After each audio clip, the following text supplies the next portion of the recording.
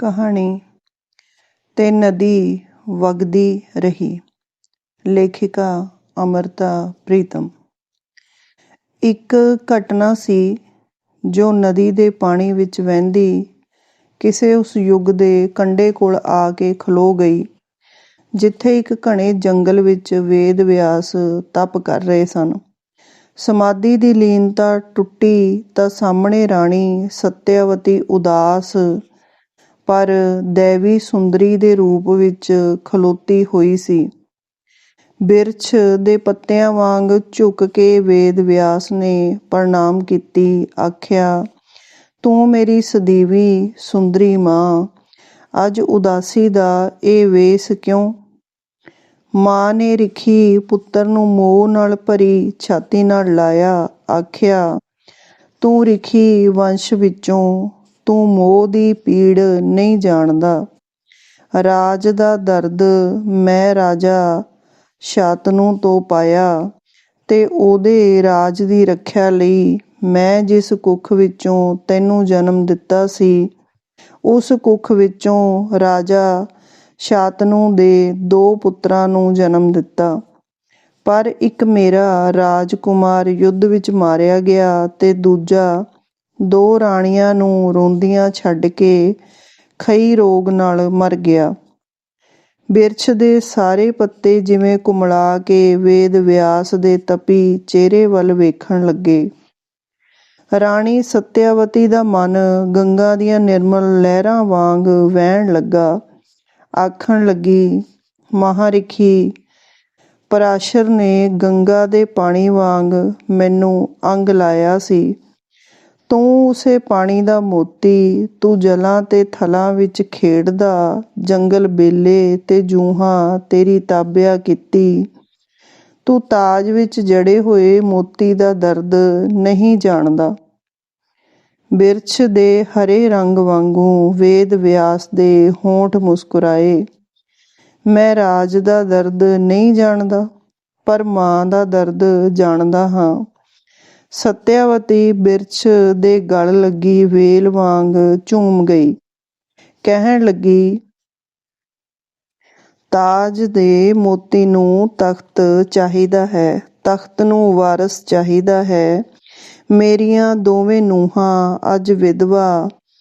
ਅੱਜ ਮੈਂ ਉਹਨਾਂ ਲਈ ਤੇਰੇ ਕੋਲੋਂ ਪੁੱਤਰ ਦਾ ਦਾਨ ਮੰਗਣ ਆਈ ਹਾਂ।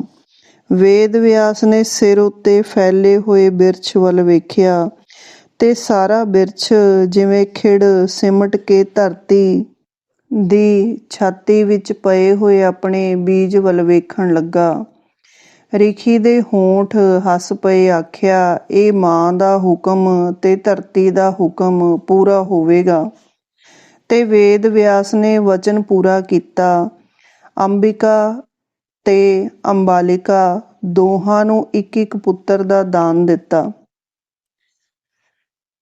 ਨਦੀ ਦਾ ਪਾਣੀ ਬੱਚਿਆਂ ਦੀ ਕਿਲਕਾਰੀ ਵਾਂਗ ਹੱਸਦਾ ਜਦੋਂ ਫੇਰ ਵਹਿਣ ਲੱਗਾ ਤਾਂ ਉਹੀ ਘਟਨਾ ਯੁੱਗਾਂ ਵਿੱਚੋਂ ਲੰਘਦੀ ਕਲਯੁੱਗ ਦੇ ਇੱਕ ਕੰਢੇ ਕੋਲ ਖਲੋ ਗਈ।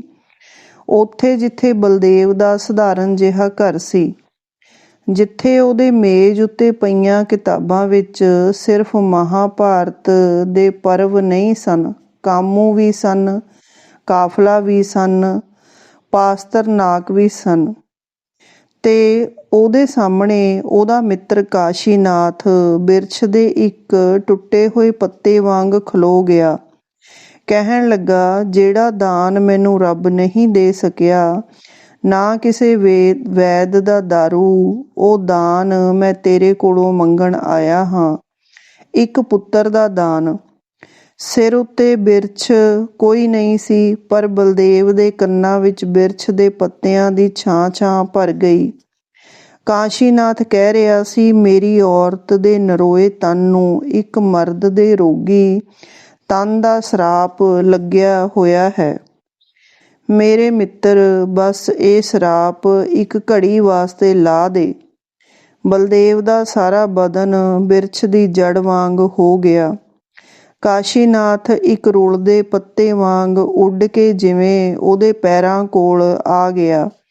ਇਹ ਭੇਤ ਮੈਂ ਸਿਰਫ ਮੈਂ ਜਾਣਾ, ਤੂੰ ਜਾਣੇ ਤੇ ਉਹ ਜਾਣੇਗੀ, ਹੋਰ ਕੋਈ ਨਹੀਂ, ਕੋਈ ਨਹੀਂ।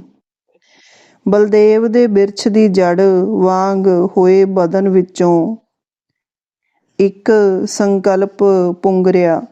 ਇਹ ਸ਼ਾਇਦ ਇਤਿਹਾਸ ਦਾ ਹੁਕਮ ਹੈ। ਮੈਂ ਸ਼ਾਇਦ ਇੱਕ ਵੇਦ ਵਿਆਸ ਹਾਂ, ਇੱਕ ਰਿਖੀ। ਤੇ ਉਹੀ ਜੁਗਾਂ ਦੀ ਘਟਨਾ ਫੇਰ ਘਟੀ। ਟੁੱਟੇ ਹੋਏ ਪੱਤਿਆਂ ਦੇ ਘਰ ਫੁੱਲਾਂ ਦੀ ਵੰਸ਼ ਚੱਲੀ। ਕਾਸ਼ੀਨਾਥ ਦੇ ਘਰ ਪੁੱਤਰ ਜੰਮਿਆ। ਅੰਗਾਂ ਤੇ ਸਾਕਾਂ ਦੇ ਮੂੰਹ ਵਧਾਈਆਂ ਨਾਲ ਭਰ ਗਏ। ਤੇ ਜਦੋਂ ਬਲਦੇਵ ਨੇ ਪੰਘੂੜੇ ਵਿੱਚ ਪਏ ਹੋਏ ਬੱਚੇ ਨੂੰ ਉੜ ਕੇ ਵੇਖਿਆ, ਉਹਦੇ ਹੋਂਠ ਵੇਦ ਵਿਆਸ ਦੇ ਹੋਂਠਾਂ ਵਾਂਗ ਮਿਟੇ ਗਏ। ਨਹੀਂ ਨਹੀਂ, ਮੈਂ ਵੇਦ ਵਿਆਸ ਨਹੀਂ। ਬਲਦੇਵ ਦੀ ਆਪਣੀ ਹੀ ਚੀਕ ਵਰਗੀ ਆਵਾਜ਼ ਨਾਲ ਨੀਂਦਰ ਖੁੱਲ੍ਹ ਗਈ। ਮੰਜੀ ਦੇ ਕੋਲ ਦੀ ਤਿਪਾਈ ਉੱਤੇ ਅਜੇ ਵੀ ਰਾਤ ਦੀ ਬਚੀ ਹੋਈ ਵਿਸਕੀ ਪਈ ਹੋਈ ਸੀ। ਉਹਨੇ ਕੰਬਦੇ ਹੱਥ ਨਾਲ ਗਿਲਾਸ ਵਿੱਚ ਵਿਸਕੀ ਲੁੱਧੀ ਤੇ ਇੱਕ ਡੀਕ ਨਾਲ ਪੀਂਦਾ ਬੌਰੀਆਂ ਵਾਂਗ ਬੋਲਣ ਲੱਗਾ, ਤੂੰ ਵੇਦ ਵਿਆਸ ਪੁੱਤਰ ਸੀ, ਵੇਦ ਵਿਆਸ। ਤੂੰ ਮਾਨਵ ਪੁੱਤਰ ਨਹੀਂ ਸੀ। ਬਲਦੇਵ ਦੀ ਕਲਪਨਾ ਉਹਨੂੰ ਸਦੀਆਂ ਦੇ ਦੂਰ ਇੱਕ ਜੰਗਲ ਵਿੱਚ ਲੈ ਗਈ ਤੇ ਉਹ ਜੰਗਲ ਦੇ ਵਿਰਲਾਪ ਵਾਂਗ ਬੋਲਿਆ, ਰਿਖੀ ਰਾਜ, ਤੇਰੇ ਕੋਲ ਸਮਾਧੀ ਏ, ਨਿਰੀ ਸਮਾਧੀ, ਪਰ ਮੇਰੇ ਕੋਲ ਸੁਪਨੇ ਨੇ, ਬਹੁਤੇ ਸੁਪਨੇ। ਬਲਦੇਵ ਦੇ ਬੋਲ ਛਾਤੀ ਉੱਤੋਂ ਉੱਠ ਉੱਠ ਕੇ ਰੁੱਖਾਂ ਨਾਲ ਟਕਰਾਉਂਦੇ ਰਹੇ। ਵੇਖ ਰਿਖੀ ਪੁੱਤਰ, ਮੇਰੇ ਵੱਲ ਵੇਖ। ਆ ਵੇਖ ਮੇਰੀ ਅੰਬਿਕਾ। ਤੈਨੂੰ ਤਾਂ ਆਪਣੀ ਅੰਬਿਕਾ ਦੀ ਦੂਜੇ ਦਿਨ ਪਛਾਣ ਵੀ ਨਹੀਂ ਸੀ ਰਹੀ, ਪਰ ਵੇਖ ਆ ਮੇਰਾ ਪਰਛਾਵਾਂ ਨਹੀਂ, ਮੇਰੀ ਅੰਬਿਕਾ ਏ। ਮੈਂ ਜਿਵੇਂ ਜਾਵਾਂ ਮੇਰੇ ਨਾਲ ਜਾਂਦੀ ਏ। ਤੇ ਬਲਦੇਵ ਜ਼ੋਰ ਨਾਲ ਹੱਸਿਆ। ਦੇਖ ਰਿਖੀ ਪੁੱਤਰ, ਤੇਰਾ ਕੋਈ ਪਰਛਾਵਾਂ ਨਹੀਂ। ਲੋਕ ਸੱਚ ਆਖਦੇ ਨੇ ਕਿ ਦੇਵਤਿਆਂ ਦਾ ਪਰਛਾਵਾਂ ਨਹੀਂ ਹੁੰਦਾ, ਪਰ ਇਨਸਾਨ ਨੂੰ ਤਾਂ ਪਰਛਾਵਿਆਂ ਦਾ ਸਰਾਪ ਹੁੰਦਾ ਏ। ਵੇਖ ਮੇਰਾ ਪਰਛਾਵਾਂ, ਮੇਰੇ ਤੋਂ ਵੱਡਾ। ਫਿਰ ਬਲਦੇਵ ਦੀ ਆਵਾਜ਼ ਅੰਤਾਂ ਦੀ ਚੁੱਪ ਨਾਲ ਟਕਰਾ ਕੇ ਨੀਮੋ ਚੂਣ ਹੋ ਗਈ। ਤੇਰੀ ਸਮਾਧੀ ਖੁੱਲ੍ਹ ਗਈ ਸੀ ਜਦੋਂ ਸਤਿਆਵਤੀ ਨੇ ਆਵਾਜ਼ ਦਿੱਤੀ ਸੀ, ਪਰ ਮੇਰੀ ਆਵਾਜ਼ ਨਾਲ ਨਹੀਂ ਖੁੱਲ੍ਹਦੀ। ਕਿਉਂ ਨਹੀਂ ਖੁੱਲ੍ਹਦੀ? ਤੂੰ ਅੰਬਿਕਾ ਦੀ ਝੋਲੀ ਵਿੱਚ ਖੇਡਦਾ ਆਪਣਾ ਪੁੱਤਰ ਕਦੇ ਆਪਣੀਆਂ ਬਾਹਾਂ ਵਿੱਚ ਚੁੱਕ ਕੇ ਨਹੀਂ ਸੀ ਵੇਖਿਆ। ਮੈਂ ਵੇਖਿਆ ਹੈ ਉਹਨੂੰ, ਬਾਹਾਂ ਵਿੱਚ ਚੁੱਕ ਕੇ, ਗਲ ਨਾਲ ਲਾ ਕੇ। ਤੇ ਤੂੰ ਨਹੀਂ ਜਾਣਦਾ, ਫੇਰ ਉਹਨੂੰ ਗਲ ਨਾਲੋਂ ਲਾਉਣਾ ਆਪਣੇ ਮਾਸ ਨਾਲੋਂ ਮਾਸ ਦੇ ਟੁਕੜੇ ਨੂੰ ਤੋੜਨ ਵਾਂਗ ਹੁੰਦਾ ਏ। ਬਲਦੇਵ ਦਾ ਸਾਰਾ ਪਿੰਡੇ ਵਿੱਚੋਂ ਵਗਦੇ ਲਹੂ ਵਿੱਚ ਭਿੱਜ ਗਿਆ। ਤੂੰ ਕਦੇ ਲਹੂ ਦੀ ਹਵਾੜ ਨਹੀਂ ਵੇਖੀ ਰਿਖੀ ਪੁੱਤਰ।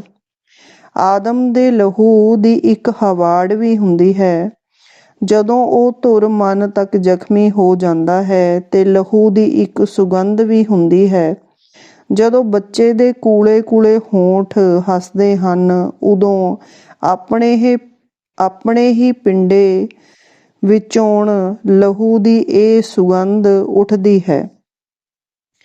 ਤੇ ਇੱਕ ਹੋਰ ਤਿੱਖੀ ਸੁਗੰਧ ਬਲਦੇਵ ਦੇ ਮੱਥੇ ਦੀਆਂ ਨਾੜਾਂ ਵਿੱਚ ਫੈਲ ਗਈ ਤੇ ਉਹ ਅੱਧੀ ਜਿਹੀ ਸੁਰਤ ਵਿੱਚ ਬੋਲਿਆ, ਮੇਰੀ ਅੰਬਿਕਾ ਦੇ ਪਿੰਡੇ ਦੀ ਸੁਗੰਧ ਭਾਵੇਂ ਕਿੱਥੇ ਚੱਲੀ ਜਾਵੇ, ਮੈਂ ਉਹਨੂੰ ਲੱਭ ਸਕਦਾ ਹਾਂ। ਉਹਦੇ ਕੰਬਦੇ ਕੰਬਦੇ ਸਾਹ ਇੱਥੇ ਮੇਰੇ ਮੋਢੇ ਕੋਲ, ਮੇਰੀ ਬਾਂਹ ਕੋਲ, ਮੇਰੀ ਗਰਦਨ ਕੋਲ ਪਏ ਹੋਏ ਨੇ, ਇੱਕ ਅਮਾਨਤ ਵਾਂਗ ਪਏ ਹੋਏ ਨੇ। ਤੇ ਵੇਖ ਮੇਰੇ ਅੰਦਰ ਵੀ, ਮੈਂ ਉਹਦੇ ਹੋਂਠਾਂ ਵਿੱਚੋਂ ਇੱਕ ਪੂਰਾ ਘੁੱਟ ਪੀਤਾ ਸੀ। ਬਲਦੇਵ ਦੇ ਮੱਥੇ ਦੀ ਇੱਕ ਨਾੜ ਚੀਸ ਵਾਂਗ ਕੱਸੀ ਗਈ ਤੇ ਉਹ ਹੇਠਲੇ ਹੋਂਠ ਨੂੰ ਦੰਦਾਂ ਵਿੱਚ ਲੈ ਕੇ ਕਹਿਣ ਲੱਗਾ, ਰਿਖੀ ਪੁੱਤਰ, ਤੂੰ ਸਿਰਫ ਦੇਣਾ ਜਾਣਦਾ ਸੀ। ਤੈਨੂੰ ਕੁਝ ਵੀ ਲੈਣ ਦੀ, ਕੁਝ ਵੀ ਅੰਗੀਕਾਰ ਕਰਨ ਦੀ ਪਛਾਣ ਨਹੀਂ ਸੀ। ਮੈਂ ਉਹ ਪਛਾਣ ਪਾਈ ਹੈ। ਮੈਂ ਜਦੋਂ ਆਪਣੀ ਅੰਬਿਕਾ ਦੇ ਜਿਸਮ ਦੀਆਂ ਤਹਿਆਂ ਵਿੱਚ ਗਿਆ ਸਾਂ, ਉਹ ਤਹਿਆਂ ਮੈਨੂੰ ਲੈ ਕੇ ਇੱਕ ਮੁੱਠ ਵਾਂਗ ਮਿਟੀਆਂ ਗਈਆਂ ਸਨ, ਤੇ ਫੇਰ ਜਦੋਂ ਫੁੱਲ ਦੀਆਂ ਪੱਤੀਆਂ ਵਾਂਗ ਖੁੱਲ੍ਹੀਆਂ ਸਨ, ਮੈਂ ਵਾਪਸ ਮੁੜਦਾ ਉਹਨਾਂ ਦੀ ਗੰਧ ਆਪਣੇ ਨਾਲ ਲੈ ਆਇਆ ਸਾਂ। ਉਹ ਸਿਰਫ ਕੁਝ ਦੇਣ ਦਾ ਨਹੀਂ, ਕੁਝ ਲੈਣ ਦਾ ਵੀ ਪਲ ਸੀ। ਮੈਂ ਉਹ ਪਲ ਵੇਖਿਆ ਹੈ ਰਿਖੀ ਪੁੱਤਰ, ਤੂੰ ਨਹੀਂ ਵੇਖਿਆ। ਦੇਣਾ ਦਰਦ ਨਹੀਂ ਹੁੰਦਾ, ਲੈਣਾ ਇੱਕ ਦਰਦ ਹੁੰਦਾ ਹੈ। ਤੂੰ ਉਹ ਦਰਦ ਨਹੀਂ ਜਾਣਦਾ ਮੇਰੇ ਰਿਖੀ ਰਾਜ। ਦੁਆਲੇ ਸਭ ਸ਼ਾਂਤ ਸੀ, ਦੁਆਲੇ ਵੀ, ਦੂਰ ਤੱਕ ਵੀ, ਜਿੱਥੋਂ ਤੱਕ ਬਲਦੇਵ ਨੂੰ ਜ਼ਿੰਦਗੀ ਦੇ ਰਹਿੰਦੇ ਵਰ੍ਹਿਆਂ ਦਾ ਭਵਿੱਖ ਦਿਸ ਸਕਦਾ ਸੀ, ਉੱਥੋਂ ਤੱਕ ਇੱਕ ਅੰਤਹੀਣ ਚੁੱਪ, ਇੱਕ ਖਾਮੋਸ਼ ਹਨੇਰਾ। ਪਰ ਬਲਦੇਵ ਹਨੇਰੇ ਵਿੱਚ ਪਏ ਹੋਏ ਹਨੇਰੇ ਦੇ ਇੱਕ ਟੁਕੜੇ ਵਾਂਗ ਗਾੜਾ ਹੋ ਕੇ ਆਪਣੇ ਅੰਗਾਂ ਵਿੱਚ ਸਿਮਟ ਗਿਆ। ਉਹਦੇ ਹੋਂਠ ਕੁਝ ਇੰਜ ਹਿਲਦੇ ਰਹੇ ਜਿਵੇਂ ਹਨੇਰੇ ਦੀਆਂ ਤਹਿਆਂ ਹਿਲਦੀਆਂ ਹੋਣ। ਉਹ ਮੇਰੇ ਕੋਲੋਂ ਅੱਗ ਦੀ ਇੱਕ ਚਿਣਗ ਲੈਣ ਵਾਸਤੇ ਆਈ ਸੀ। ਮੈਂ ਉਸ ਚਿਣਗ ਦੀ ਖਾਤਰ ਬਲਣਾ ਸੀ, ਬਲਿਆ ਸਾਂ, ਪਰ ਨਹੀਂ ਸਾਂ ਜਾਣਦਾ, ਸ਼ਾਇਦ ਉਹ ਵੀ ਇਹ ਨਹੀਂ ਸੀ ਜਾਣਦੀ ਕਿ ਚਿਣਗ ਨੂੰ ਧਾਰਨ ਕਰਨ ਲਈ ਉਸਨੂੰ ਵੀ ਅੱਗ ਦੇ ਸਰਾਪ ਵਿੱਚੋਂ ਲੰਘਣਾ ਪਵੇਗਾ। ਅੱਗ ਉਹਨੂੰ ਵੀ ਛੋਹ ਗਈ ਸੀ ਤਾਂ ਉਹ ਕੰਬ ਗਈ ਸੀ। ਉਹ ਸਾਰੀ ਮੇਰੇ ਜਿਸਮ ਵਿੱਚ ਸਿਮਟ ਗਈ ਸੀ, ਜਿਵੇਂ ਉਹ ਆਪਣੀ ਲਾਟ ਤੋਂ ਸ਼ਰਮਾ ਗਈ ਹੋਵੇ, ਤੇ ਹੁਣ ਐਸ ਰਾਖ ਵਿੱਚ ਉਹ ਵੀ ਬਲ ਕੇ ਬੁਝ ਕੇ ਆਪਣੀ ਰਾਖ ਰਲਾ ਗਈ ਏ। ਵੇਖ ਰਿਖੀ ਰਾਜ। ਸੁਰਤ ਦੇ ਹਨੇਰੇ ਵਿੱਚ ਇੱਕ ਆਕਾਰ ਜਿਹਾ ਉੱਭਰਿਆ, ਕੋਈ ਪੱਥਰ ਦੀ ਮੂਰਤੀ ਵਰਗਾ, ਸ਼ਾਇਦ ਸਮੇਂ ਨਾਲ ਸੱਚਮੁੱਚ ਪੱਥਰ ਹੋ ਚੁੱਕਾ, ਜਾਂ ਅਜੇ ਵੀ ਜਿਉਂਦਾ ਤੇ ਤਪੱਸਿਆ ਵਿੱਚ ਲੀਨ ਬੈਠਾ ਹੋਇਆ। ਬਲਦੇਵ ਨੇ ਹਨੇਰੇ ਵਿੱਚ ਬਾਂਹ ਪਸਾਰੀ, ਹੇਠਾਂ ਜ਼ਮੀਨ ਨੂੰ ਟੋਹ ਕੇ ਉਹਦੇ ਪੈਰਾਂ ਨੂੰ ਛੂਹਣ ਲਈ, ਤੇ ਕੰਬਦੀ ਬਾਂਹ ਵਾਂਗ ਉਹਦੀ ਆਵਾਜ਼ ਕੰਬੀ। ਮੈਂ ਭੁੱਲ ਗਿਆ ਰਿਖੀ ਰਾਜ, ਮੈਂ ਆਦਮ ਪੁੱਤਰ ਹੋ ਕੇ ਤੇਰੀ ਰੀਸ ਕੀਤੀ ਸੀ। ਮੈਂ ਇੱਕ ਪਲ ਤੂੰ ਹੋ ਕੇ ਵੇਖਿਆ, ਸਿਰਫ ਇੱਕ ਪਲ। ਮੈਂ ਜਿਵੇਂ ਇੱਕ ਪਲ ਲਈ ਤੇਰਾ ਆਸਣ ਚੁਰਾ ਲਿਆ, ਪਰ ਮੈਂ ਤੂੰ ਨਹੀਂ ਹੋ ਸਕਦਾ। ਤੂੰ ਆਪਣੇ ਜੰਗਲ ਵਿੱਚ ਅਜੇ ਵੀ ਅਡੋਲ ਬੈਠਾ ਹੋਇਆ ਏ। ਮੈਂ ਆਪਣੇ ਜੰਗਲ ਵਿੱਚ ਭਟਕ ਰਿਹਾ ਹਾਂ। ਮੈਨੂੰ ਸਿਰਫ ਦੇਣ ਦਾ ਵਰ ਨਹੀਂ ਮਿਲਿਆ, ਲੈਣ ਦਾ ਸਰਾਪ ਵੀ ਮਿਲਿਆ ਹੈ। ਮੈਂ ਆਪਣੀ ਅੰਬਿਕਾ ਆਪਣੇ ਕੋਲ ਚਾਹੁੰਦਾ ਹਾਂ, ਆਪਣਾ ਬੱਚਾ ਵੀ। ਵੇਖ, ਮੇਰੀਆਂ ਅੱਖਾਂ ਸਿਰਫ ਮੇਰੇ ਮੂੰਹ ਉੱਤੇ ਨਹੀਂ, ਮੇਰੀ ਪਿੱਠ ਉੱਤੇ ਵੀ ਹਨ। ਉਹ ਪਿੱਛੇ ਦੂਰ ਉੱਥੇ ਵੇਖ ਰਹੀਆਂ ਹਨ, ਜਿੱਥੇ ਮੇਰੀ ਅੰਬਿਕਾ ਮੇਰੇ ਕੋਲ ਸੀ, ਮੇਰੀ ਵੱਖੀ ਨਾਲ ਲੱਗੀ ਹੋਈ, ਤੇ ਮੈਂ ਉਹਦੀ ਕੁੱਖ ਵਿੱਚ ਉੱਗ ਰਿਹਾ ਸਾਂ। ਬਲਦੇਵ ਦੀ ਨੀਮ ਜਿਹੀ ਸੁਰਤ ਫੇਰ ਨੀਂਦਰ ਦੀ ਝੋਕ ਬਣ ਗਈ, ਤਾਂ ਕਮਰੇ ਦੀ ਖਾਮੋਸ਼ੀ ਨੇ ਇੱਕ ਚੈਨ ਦਾ ਸਾਹ ਲਿਆ। ਸਿਰਫ ਬਾਰੀ ਵਿੱਚੋਂ ਆਉਂਦੇ ਹਵਾ ਦੇ ਝੋਂਕਿਆਂ ਨਾਲ ਮੇਜ਼ ਉੱਤੇ ਪਈਆਂ ਹੋਈਆਂ ਕਿਤਾਬਾਂ ਦੇ ਕੁਝ ਵਰਕੇ ਇਸ ਤਰ੍ਹਾਂ ਹਿੱਲ ਰਹੇ ਸਨ, ਜਿਵੇਂ ਮਹਾਭਾਰਤ ਦੇ ਕਿਸੇ ਪਰਵ ਦਾ ਸਫ਼ਾ ਉੱਠ ਕੇ ਕਾਮੂ ਦੇ ਆਊਟਸਾਈਡਰ ਨੂੰ ਕੁਝ ਕਹਿ ਰਿਹਾ ਹੋਵੇ, ਜਾਂ ਪਾਸਤਰਨਾਕ ਦਾ ਜ਼ਿਵਾਂਗੋ ਅੱਖਾਂ ਮਲਦਾ